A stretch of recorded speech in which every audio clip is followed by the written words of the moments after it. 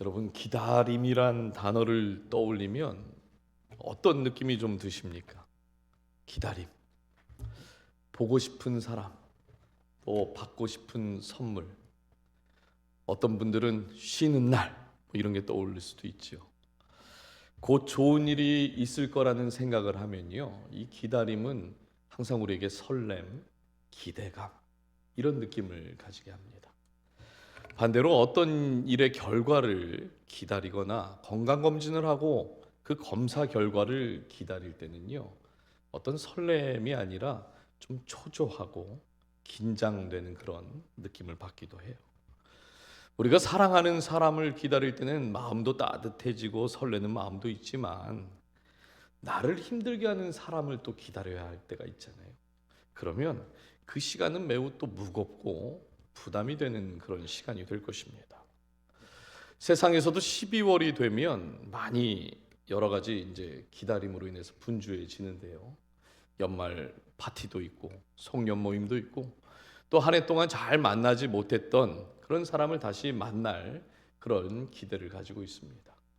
교회도 12월이 되면 굉장히 바빠져요. 성탄 준비도 해야 되고 성탄 예배, 또 여러 발표회, 연말 모임들이 있습니다. 근데 정말 교회가 진짜로 기다리고 있는 것은 바로 예수 그리스도입니다. 앞으로 4주 동안 임마누엘이라는 주제를 가지고요, 소망, 평화, 기쁨, 함께 하신이라는 제목을 가지고 좀 말씀을 나누려고 하는데, 오늘은 그 첫 번째 시간으로 임마누엘의 소망이란 제목으로 은혜를 나눕니다. 여러분, 이사야서 9장은요, 겉으로 보기에는 소망이 전혀 없어 보이는 암흑과도 같은 그 시대를 우리에게 지금 보여주고 있습니다. 당시 북이스라엘은 아수르라는 나라가 이미 침공을 해서 이스라엘 사람들은 포로로 끌려가는 상황이었고, 남유다도 정치적으로 또 군사적으로 영적으로 매우 불안불안 위태한 그런 상황에 있었습니다.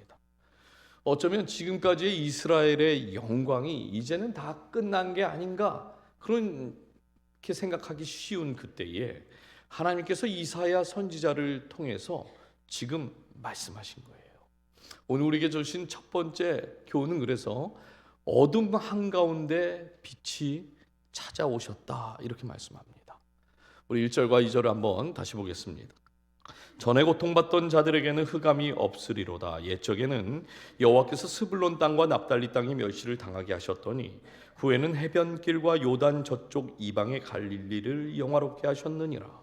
흑암에 행하던 백성이 큰 빛을 보고 사망의 그늘에 앉던 자에게 빛이도다. 지금 이사야 선지자는 당시 이스라엘의 상황을 지금 뭐라고 말합니까? 흑암과 사망의 그늘이다, 이렇게 말해요. 그러니까 매우 어려운 상황인 거죠. 여러분, 참 재밌는 거는 성경은요, 성도의 어떤 삶, 성도의 현실을 그냥 가볍게 이야기하지 않는다는 것입니다. 오히려 흑암의 한가운데에서 하나님이 빛이 되어 들어오셨다, 이렇게 이야기하는 게 성경이에요. 우리가 여기서 헷갈리면 안 되는 것이 있는데, 어둠이 사라지고 빛이 들어온 게 아닙니다.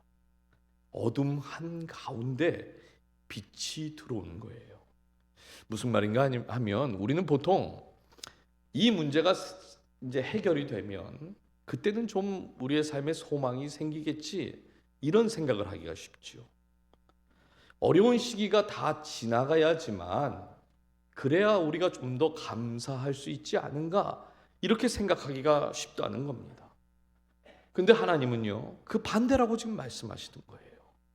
소망이 없고 심지어 우리의 삶에 문제가 가득한 것처럼 보인다 할지라도 하나님의 그 큰 빛은 오늘 이사야서에서 말씀하시는 것처럼 하나님의 빛은 들어간다는 거예요, 그 어둠 속으로. 이것이 바로 임마누엘의 소망입니다. 1절을 다시 보시면 스불론 땅, 이 납달리 땅이라는 지명이 나오는데, 이 두 땅은요, 이스라엘의 북쪽 변방에 있는 땅이었어요. 그러니까 그리고 이방의 갈릴리다, 이렇게 이름을 붙였는데, 전쟁이 나면요 제일 먼저 공격받는 땅, 이방의 우상과 문화가 가장 먼저 들어가는 땅이에요. 그러니까 사람들 눈으로 보기에는 쓸모없는 땅이고 아무도 주목하지 않는 그런 땅이 이방의 갈릴리였다고 하는 것입니다. 그런데 그런 이방의 갈릴리에 하나님께서 지금 뭐라고 하십니까? 영화롭게 하시겠다 그래요. 그리고 실제 예수님께서 이 이방의 갈릴리에서 첫 사역을 시작을 하셨죠. 여러분, 예수님이 갈릴리에서 공생애를 시작하신 것은 그래서 절대 우연으로 일어난 일이 아니에요. 하나님께서 이사야 선지자를 통해서 큰 빛을 보게 하신다고 하는 그 약속의 말씀이 이루어진 그 사건인 것이죠. 여러분, 세상 사람들 눈에 진짜 저 사람은 얼마나 딱한지 뭘 해도 잘 안 되는 그런 사람이야, 그렇게 생각되는 사람이 있습니다. 어떤 사람은요, 좀 회복이 좀 잘 되었으면 좋겠는데 회복이 정말로 불가능한 그런 관계를 가지고 있는 분들도 있어요. 심지어 도무지 저 결과를 뒤집을 수 없는 것 같은 그런 상황을 가진 분들도 있습니다. 무슨 말인가 하면, 전쟁 나면 가장 먼저 무너졌던 이 납달리 스불론 같은 영역이 우리의 삶 가운데도 존재한다고 하는 것이죠. 그걸 우리도 알고 세상 사람들도 다 압니다. 그래서 세상 사람들은 어떻게 합니까? 무슨 짓을 해서라도 무너지는 그 상황, 내 삶의 바운더리를 치고 들어오는 그런 상황을 안 만들려고 하잖아요. 다른 사람들의 눈에서 피눈물이 흘려도 절대 나는 그 자리, 그 상황, 그 환경 가지 않으려고 합니다. 근데 문제가 있지요. 이기는 사람이 있으면 누군가는 지는 사람이 있는 거고, 누군가가 웃는 사람이 있다면 누군가는 피눈물을 흘리는 그런 사람이 있습니다. 그러니까 결국 또 다른 이 납달리와 스불론 같은 영역들이 계속해서 만들어지고 있는 것이 현실이에요. 이것이 당시 이스라엘의 현실이었고 오늘날 우리의 삶도 이와 크게 다르지 않다 생각됩니다. 그런데 이스라엘이나 우리나 한 가지 공통점이 있습니다. 그것은 바로 임마누엘의 소망을 기다리고 있다 하는 것이에요. 그리고 성경에도 이런 기다림 속에서 큰 빛을 본 사람들이 있는데, 누가복음 2장을 보면요, 시므온과 안나라는 두 사람이 등장을 합니다. 성경은 먼저 시므온에 대해서 이렇게 증언을 해요. 누가복음 2장 25절입니다. 예루살렘에 시므온이라는 사람이 있으니 이 사람은 의롭고 경건하여 이스라엘의 위로를 기다리는 자라, 성령이 그 위에 계시더라. 여러분, 시므온은 당시 로마의 압제 속에서 영적으로 메말라 있는 그런 이스라엘 백성들을 보았던 사람입니다. 그러니까 나라만 생각하면 그냥 머리가 아픈 거예요. 소망이 없는 그런 현실을 계속해서 보았던 사람입니다. 그런데 지금 성경이 시므온을 뭐라고 그럽니까? 의롭고 경건하여 이스라엘의 위로를 기다리는 자 그래요. 사실 의롭고 경건할 수는 있어요. 그러나 평생을 압제와 소망이 없는 현실을 보았던 이 사람이 여전히 어떤 것을 기다린대요? 그 나라를 위로할 그 위로를 기다리고 있다 하는 것입니다. 그리고 성령 하나님께서 이 시므온에게 약속을 하나 하시는데, 그리스도를 보기 전에는 이 시므온이 죽지 않을 거다라는 약속을 하십니다. 근데 문제는 뭐예요? 약속은 분명 받았는데 이 시므온이 보고 있는 현실은 바뀌지 않았다라는 거예요. 뭐 조금이라도 변화가 있다고 한다면 이제는 좀 뭔가 위로가 찾아오나 보다 이렇게 싶을 텐데, 그냥 현실은 그대로 있는 겁니다. 근데 어느 날 성령의 인도하심으로 이 시몬이 성전 안으로 들어가게 되고, 그 성전에서 아기 예수님을 안고 있는 마리아와 요셉을 만나게 됩니다. 그리고 나서 그 아기 예수님을 보고 시몬이 이렇게 고백을 해요. 내 눈이 주의 구원을 보았사오니. 눈에 보이는 것은 여전히 어둠인데 시몬은 자신이 그 인생을 비추는 큰 빛을 그날 보았다고 지금 고백을 하고 있어요. 그런데 참 이상하죠.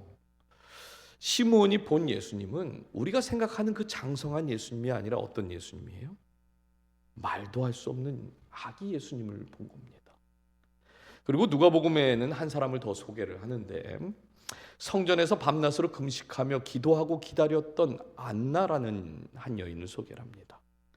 이 안나는 결혼을 해서 7년 동안 남편과 함께 살았지만 안타깝게도 사별을 하고 84세에 여인이 되었다. 성경은 이렇게 말을 해요. 이런 안나도 시므온이 만났던 그 예수님을 성전에서 만나게 되는데, 안나도 이런 고백을 합니다. 38절인데요. 마침 이때에 나와서 하나님께 감사하고 예루살렘의 속량을 바라는 모든 사람에게 그에 대하여 말하니라. 구원을 바라는 예루살렘들의 모든 사람들에게 안나가 그날 본 아기 예수님을 안나도 똑같이 말하고 다녔다. 이렇게 얘기합니다. 여기서 우리에게 궁금한 것이 하나 있어요. 시므온도 그렇고 안나도 그렇고 어떻게 그 아기를 보고 그들이 평생토록 기다렸던 그분이라는 걸 어떻게 이들은 알게 된 걸까요? 당시 성전에 아기가 그 아기 예수님만 있었을까요? 아니, 더 있었을 겁니다. 부모님들도 더 있었을 거예요. 근데 누가가 이 시므온을 소개를 할 때 성령이 늘 그 위에 계셨고 성령의 감동으로 성전에 들어갔다, 이렇게 소개를 했죠.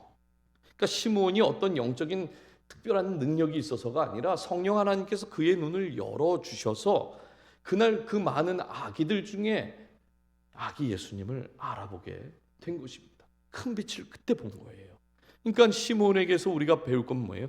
성령 충만이 필요한 거죠.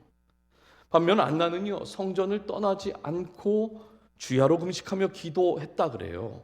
사실 안나가 조금 슬프고 외로운 인생인 거는 맞겠지만 안나의 인생 자체가 힘들었기 때문에 성전에 계속 머물렀던 것은 아닙니다. 하나님의 뜻을 구하는 그 기도의 자리를 안나는 날마다 선택했던 사람이라는 거예요. 안나에게서 우리가 또 배우게 되는 것이 있죠. 기도하는 자리, 성령 충만하여 기도하는 자리에 있게 되면 그 아기의 모습, 말도 못하는 아기라 할지라도 수많은 사람들 중에서도 큰 빛을 볼 수 있다 하는 것입니다. 사실 앞에서 말씀드린 것처럼 우리의 삶에도요, 스불론과 납달리라 부를 만한 자리가 있습니다. 가장 먼저 공격당하고 가장 먼저 무너질 수 있는 그런 연약한 자리가 있어요. 어떤 분들에게는 가정이 그런 자리가 될 수 있고, 어떤 분들에게는 자녀가 그런 스불론과 납달리처럼 어려운 자리일 수도 있습니다. 어떤 분들은요, 관계나 건강이 그런 자리일 수가 있어요. 분명한 건 뭐냐면 우리가 공격당하면 버티기 힘들고 조금만 우리가 흔들려도 무너져 버릴 것 같은 그런 지점들이 우리에게 있다고 하는 것입니다. 지난주 월요일에 버지니아에 있는 아들을 이제 가서 데리고 왔는데, 원래는 왔다 갔다 하는 게 이게 생각보다 힘들더라고요. 그래서 또 그 다음 날도 있으니까 저희가 이번에는 좀 내려가서 그 아들을 좀 보고자 했는데, 퇴근을 하고 집에 갔더니 아내가 이제 아들한테 연락이 왔다고 그래요. 근데 함께 신앙생활을 하던 고등부의 1살 어린 동생이 있는데, 그 동생이 2주 전에 스스로의 삶을 이제 마감했다는 아주 충격적인 이야기를 전해 주었습니다. 그 아내가 아들이 많이 힘들어하고 있는 것 같으니까 우리가 가서 좀 데리고 오자 그래서 데리고 왔어요. 여러분, 오늘 우리의 흑암이라고 하는 자리는 나이와도 상관이 없고 건강과도 상관이 없는 겁니다. 관계가 나빠져야지만 그곳이 흑암이 아닌 것이고, 우리가 사업이 잘 안 되고 자꾸 막히는 그 자리가 있어야지만 그 자리가 흑암이 아니라는 거예요. 겉으로 보기에는 아무 문제가 없어 보이지만 어떤 사람들에게는 그 마음속 깊은 그곳에 말로 다 할 수 없는 그 어둠이 있을 수 있다라고 하는 것이죠. 나이, 배경 이런 거 다 상관없이 누구에게나 흑암이라고 부를 수 있는 그 자리가 있는데, 정말 우리에게 소망인 것은 무엇입니까? 지금 하나님께서 그 이스라엘에게, 흑암 가운데 있던 그 이스라엘에게 이렇게 선언하셨던 거, 저와 여러분의 삶 가운데도 오늘 이렇게 말씀하신다는 거예요. 전에 고통받던 자들에게 흑암이 없으리로다. 여러분, 없으리로다라는 이 말의 뜻은요, 이제는 앞으로 너의 삶 가운데 힘든 일이 없을 거야, 이런 뜻이 아닙니다. 흑암이 적어도 그 어둠이 너의 인생의 마지막 결론이 되지는 않게 하겠다, 그 약속을 하나님이 하시는 거예요. 결국 우리의 인생을 결정짓는 것은 지금 내가 얼마나 깊은 흑암 가운데 있는가, 이것이 아닌 것이죠.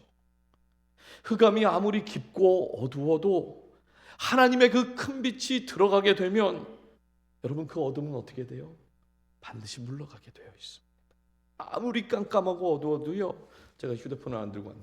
그 휴대폰에 그 불빛이 하나 비춰지면요, 그 어둠에 빛이 들어오는 것과 같은 거예요. 그래서 우리에게 중요한 질문이 있습니다. 지금 내 인생에 정말 나도 말할 수 없는 그 마음속 깊은 곳에 있는 연약하고 무너지기 쉬운 그 흑암을 비추는 그 빛이 과연 어디에서 오는가? 이거를 우리는 물어야 되는 것이에요.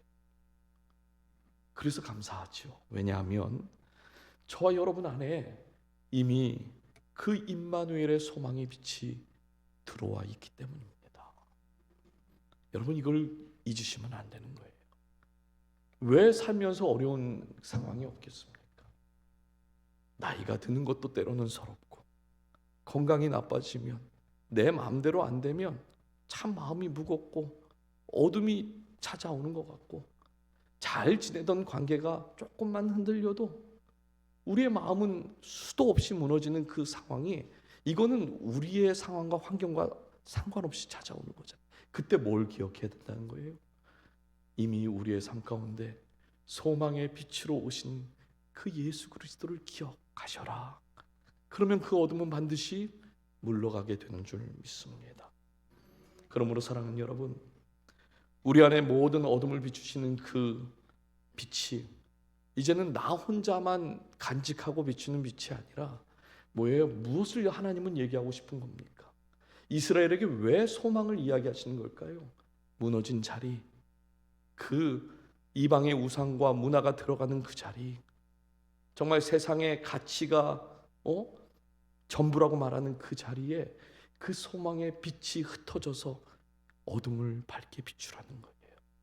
여러분의 삶의 주변 가운데, 특별히 여러분의 가정에 자녀들, 혹시 어둠의 자녀는 없겠지만 어둠 속에 헤매는 그런 자녀가 있다면 그 자녀에게 그 밝은 빛을 비추시는 우리 모두가 되기를 주님의 이름으로 축복합니다. 두 번째, 우리에게 주시는 교훈은 무거운 멍에 위에 자유를 선포하셨다는 거예요. 우리 3절과 4절 한번 좀 읽어주실까요? 시작. 이 나라를 창성하게 하시며 그 즐거움을 더하게 하셨으므로 추수하는 즐거움과 탈취물을 나눌 때의 즐거움 같이 그들이 주 앞에서 즐거워하오니 이는 그들이 무겁게 맨 멍에와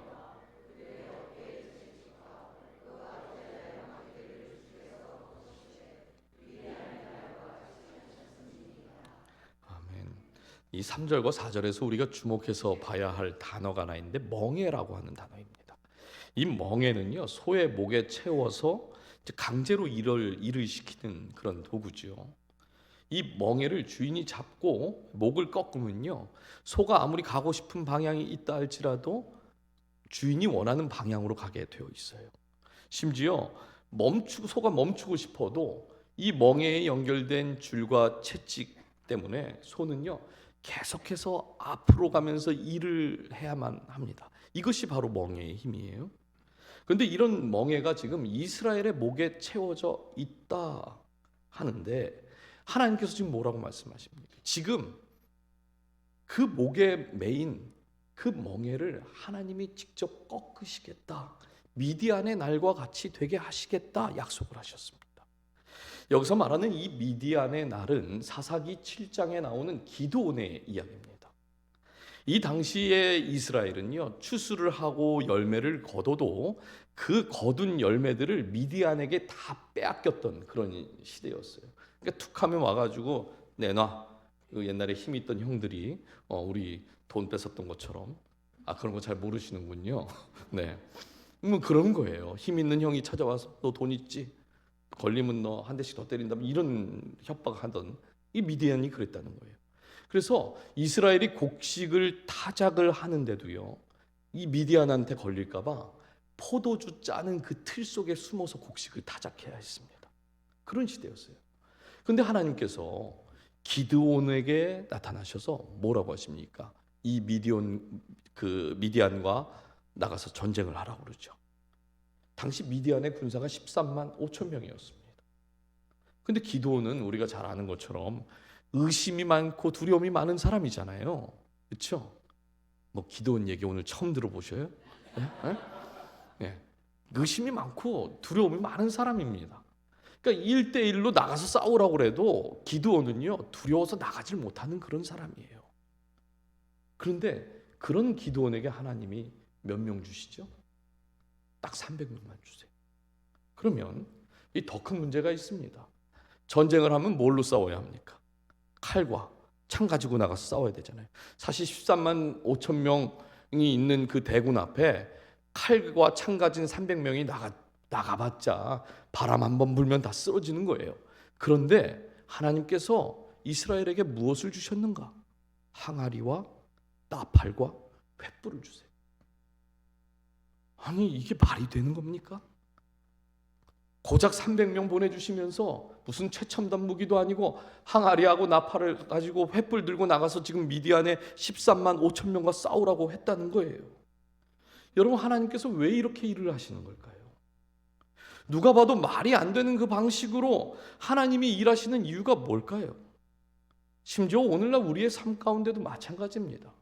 왜 하나님은 늘 언제나 우리에게 어려운 상황을 주시고 말도 안 되는 그런 상황으로 자꾸만 인도하시는 걸까요?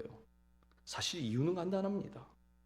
만약 우리의 능력과 계산과 이 안에서 충분히 설명이 되는 방식으로 하나님이 일을 하신다면 아마 우리가 뭐라고 얘기하겠습니까? 이거 내가 한 거라고. 아, 이거 다 내가 한 거라고. 이거 우리가 다 세운 거라고. 이렇게 착각하고 교만해지기가 쉬우니까 하나님은 그 당신의 사랑하는 백성들이 착각하고 교만해지는 그 자리에 두지 않으시기 위해서 도무지 말도 안 되고 계산도 안 되는 그런 방식으로 하나님이 일을 하시는 거예요. 그러면서 봤지? 내가 했다. 이렇게 말씀하시는 거죠. 여러분, 오늘날 우리의 삶을 돌아보면 겉으로는 멍해가 전혀 없는 것처럼 보입니다. 그러나 실제로는 눈에 보이지 않는 그 멍해가 우리를 꽉 누르고 있을 때가 있어요. 젊은 세대들이 많이 사용하는 그 인스타그램이나 페이스북, SNS 같은 거를 보면요, 아니 내 삶보다 정말로 어떻게 저렇게 살 수가 있지? 그렇게 싶은 사진들, 영상들이 끊임없이 올라와요. 어떤 사람들은 돈이 얼마나 많은지 막 명품으로 도배를 한 사진들을 막 올리고요. 세상 유명한 여행지 안 가본 곳이 없을 정도로 그 유명한 여행지를 다 다니면서 자랑을 합니다. 한 대에 몇십만 불씩 되는 그런 차를 집에 막 쭉 주차해 놓고 그것을 사진과 영상 찍어서 막 올려놓는다는 거예요. 그러면 젊은 사람들이요, 그런 영상들, 그런 사진들을 보면서 아이고 잘났네 이렇게 생각하는 게 아니라 어떻게 생각한 줄 아십니까? 순간 마음에 이런 생각이 들어와요. 나는 왜 이 정도밖에 안 되는 거지? 나는 지금까지 뭐하고 살았나? 아무리 열심히 일하고 아무리 정직하게 살아보고 아무리 신앙생활 열심히 해봐도 나는 저 사람들 발끝에도 못 쫓아가겠네, 이런 생각한다는 거죠. 그러면서 그것으로 끝나는 거 아니에요. 열등감과 수치의 멍에를 씌워 놓습니다.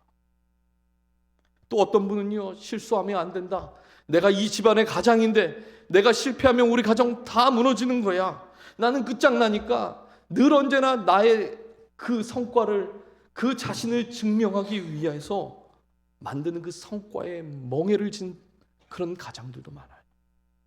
관계 속에서 누군가의 그 말 한마디 때문에 계속 묶여있는 그 사람들도 있지 않습니까? 마음의 쓴뿌리 때문에 새로운 관계를 아예 맺지를 못하는 그 관계의 멍에를 가진 사람들도 있어요. 여러분, 신앙생활도 예외가 아닙니다. 우리가요, 늘 언제나 교회에 오면 좋은 성도처럼 보여야 되잖아요. 힘들어도 항상 괜찮은 척 하는 그런 성도들이 참 많습니다. 심지어 참 괜찮아 보이는 그런 목사들도 참 많아요. 저 괜찮아 보이죠? 네. 여러분 큰 교회 가서 한번 예배 드려보세요. 깜짝 놀라실 거예요. 다들 거룩하게 보여요. 아니 저기는 무슨 뭐 다른 걸 발라놨나 싶을 정도로 예배할 때 다 분위기와 모든 것들이 야 진짜 여기서 신앙생활하면 좋겠네 이런 생각이 든다는 거예요. 물론 신앙생활 하면서 괜찮고 좋은 분들 많지만 경건의 능력이 아니라 경건의 그 모양에 묶여있는 종교적인 멍에에 묶여있는 사람들도 의외로 많습니다. 그러나 하나님께서 오늘 이사야 9장에서 분명하게 뭐라고 말씀하셨죠?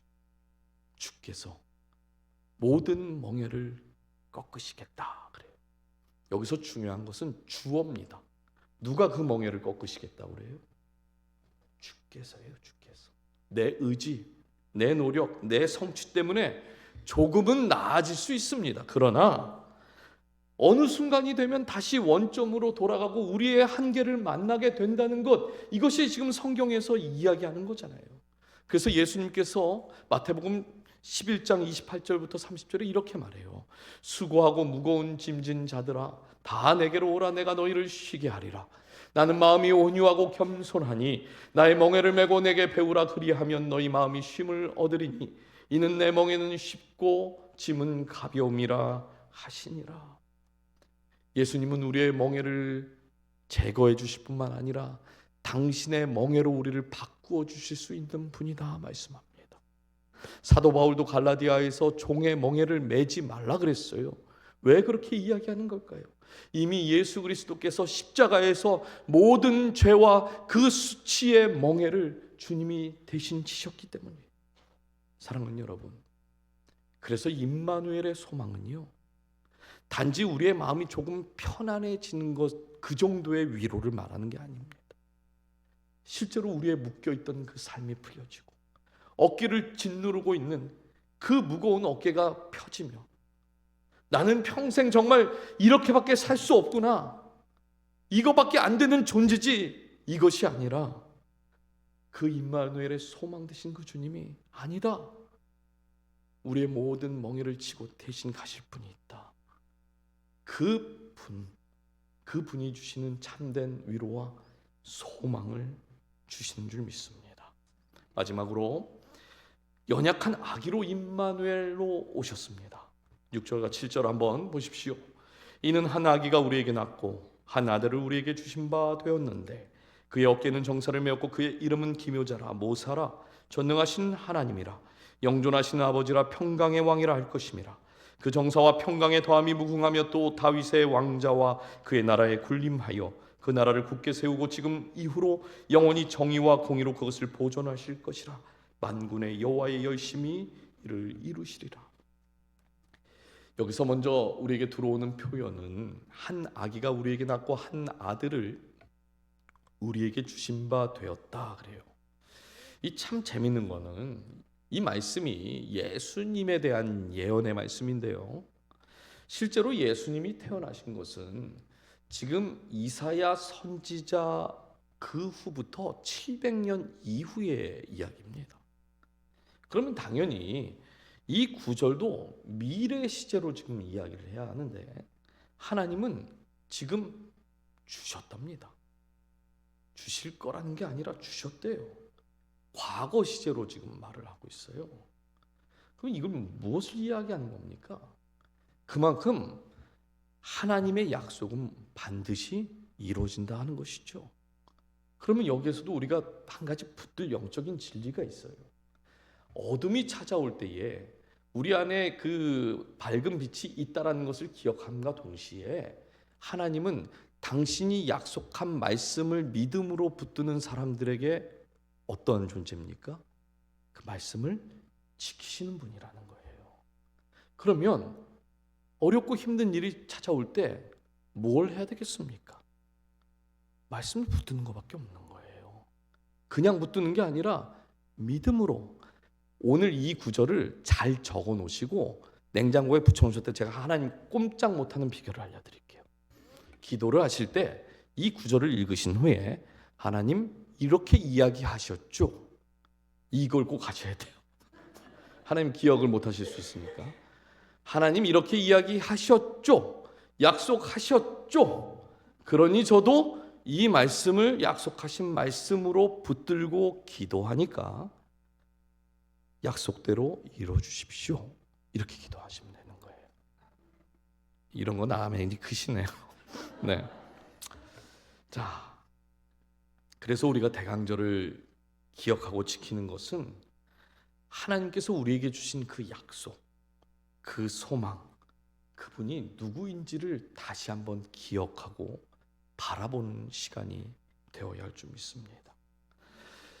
그런데 우리가 예수님을 다 알고 있기 때문에 제가 이렇게 말씀을 드리면 그렇구나, 우리는 그렇게 생각하기가 쉬운데, 지금 이스라엘에게 이 말씀이 과연 소망으로 들릴까요? 여러분, 이스라엘에게 지금 당장 필요한 건 뭡니까? 강력한 군사, 강력한 왕, 뭐 이런 게 필요한 거잖아요.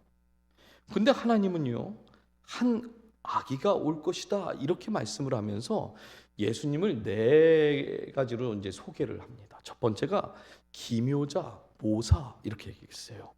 그러니까 우리가 이해하지 못하는 길, 정말 이 길이 맞나 싶은 그 길, 그 상황 속에서도 하나님이 길을 여실 뿐만 아니라 우리가 어떤 길로 가야 하는지 지혜를 주시는 분이시다, 이런 뜻입니다. 두 번째는 전능하신 하나님이다 그래요. 내 힘으로는 끊을 수 없는 멍해가 있습니다. 내 의지로는 바꿀 수 없는 죄와 그 습관들이 우리 안에도 있다는 거예요. 근데 하나님께서 하나님의 능력으로 그것을 개입하여 주셔서 우리의 어깨를 활짝 피게 할 뿐만 아니라 그 멍에 다 꺾어주실 수 있는 전능하신 하나님이시다, 지금 이렇게 말하는 겁니다.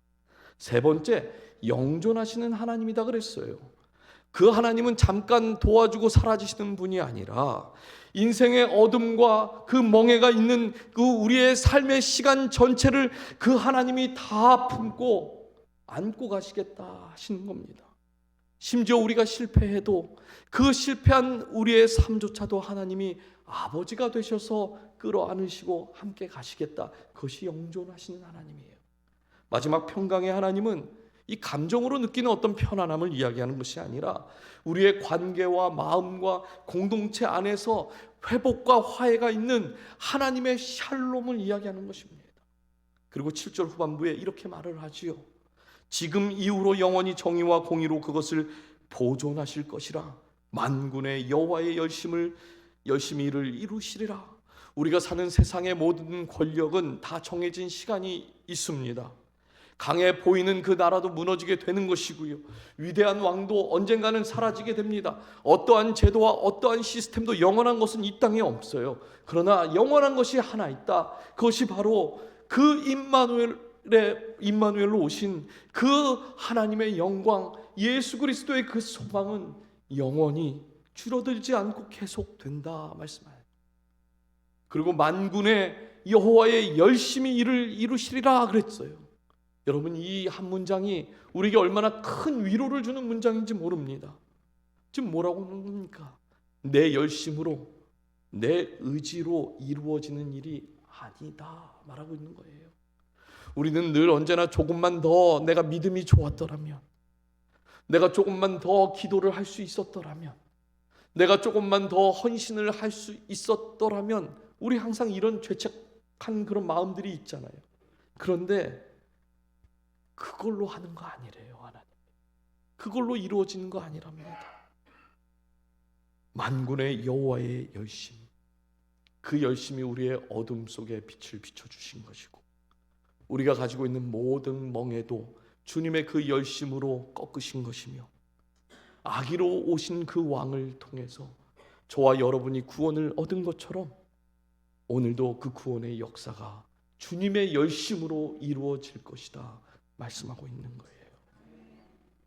이것이 대강절 첫 번째 주 우리가 함께 나눌 임마누엘의 소망입니다. 이제 말씀을 맺겠는데요, 대강절을 시작하는 이 첫 주에 올 한 해 내가 붙들고 살던 가짜 소망들이 있다면 이 시간 우리가 그것을 좀 내려놓음으로 시작을 했으면 좋겠어요. 아무리 가짜를 많이 붙들고 있어도 가짜는 가짜인 거예요. 환경만 좋아지면 괜찮아질 거야. 조금만 더 버티다 보면 언젠가 상황이 알아서 바뀌겠지. 하나님은 우리에게 그런 막연한 기대를 주시는 분이 아닙니다. 혹시라도 우리의 삶에 그런 막연한 기대를 가지고 있다면 이미 우리에게 빛으로 임하신 임마누엘의 그 예수님을 다시 소망으로 붙들고 나아가는 그런 대강절이 되시길 주님의 이름으로 축복합니다. 우리의 시선이 혹시 어둠 속에 있다면 그 어둠에서 밝은 빛으로, 우리의 어깨가 그 무겁다면 평강의 그 하나님을 온전히 누리는 그 은혜가 있기를 주님의 이름으로 축복합니다. 우리 이 시간